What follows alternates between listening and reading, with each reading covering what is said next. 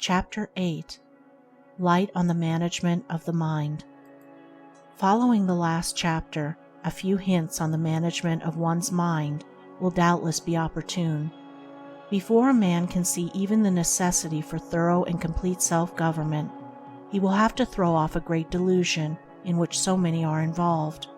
The delusion of believing that his lapses of conduct are entirely due to those about him and not entirely to himself. I could make far greater progress if I were not hindered by others, or it is impossible for me to make any headway, seeing that I live with such irritable people, are commonly expressed complaints which spring from the error of imagining that others are responsible for one's own folly. The violent or irritable man always blames those about him for his fits of anger, and by continually living in this delusion, he becomes more and more confirmed in his rashness and perturbations. For how can a man overcome, nay, how can he even try to overcome his weaknesses, if he convinces himself that it springs entirely from the actions of others? Moreover, firmly believing this as he does, he vents his anger more and more upon others in order to make matters better for himself, and so becomes completely lost to all knowledge of the real origin of his unhappy state. Men cast the blame of their unprosperous acts upon the abettors of their own resolve, or anything but their weak, guilty selves being responsible for every action. All a man's weaknesses, sins, and falls take rise in his own heart, and he alone is responsible for them. It is true that there are tempters and provokers, but temptations and provocations are powerless to him who refuses to respond to them. Tempters and provokers are but foolish men, and he who gives way to them has become a willing cooperator in their folly. He is unwise and weak, and the source of troubles is in himself. The pure man cannot be tempted. The wise man cannot be provoked.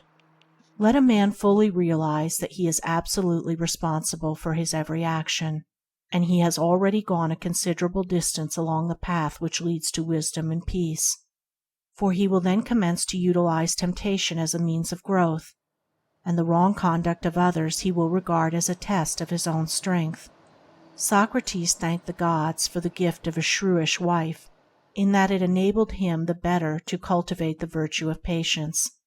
It is a simple and easily perceived truth that we can better grow patient by living with the impatient, better grow unselfish by living with the selfish. If a man is impatient with the impatient, he is himself impatient. If he is selfish with the selfish, then he himself is selfish. The test and measure of virtue is trial, and like gold and precious stones, the more it is tested, the brighter it shines. If a man thinks he has virtue, yet gives way when its opposing vice is presented to him, let him not delude himself. He has not yet attained to the possession of that virtue. If a man would rise and become a man indeed, let him cease to think the weak and foolish thought, "I am hindered by others," and let him set about to discover that he is hindered only by himself. Let him realize that the giving way to another is but a revelation of his own imperfection, and lo, upon him will descend the light of wisdom, and the doors of peace will open unto him, and he will soon become the conqueror of self. The fact that a man is continually troubled and disturbed by close contact with others is an indication that he requires such contact to impel him onward to a clearer comprehension of himself and toward a higher and more steadfast state of mind. The very things which he regards as insurmountable hindrances will become to him the most valuable aids when he fully realizes his moral responsibility and his innate power to do right.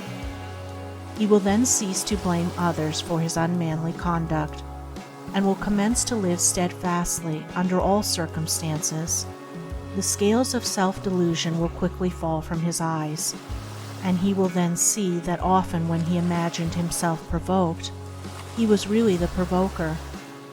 As he rises above his own mental disturbances, The necessity for coming in contact with the same condition in others will cease, and he will pass, by a natural process, into the company of the good and the pure. He will then awaken in others the nobility which he has arrived at in himself. Be noble, and the nobleness that lies in other men, sleeping but never dead, will rise in majesty to meet thine own.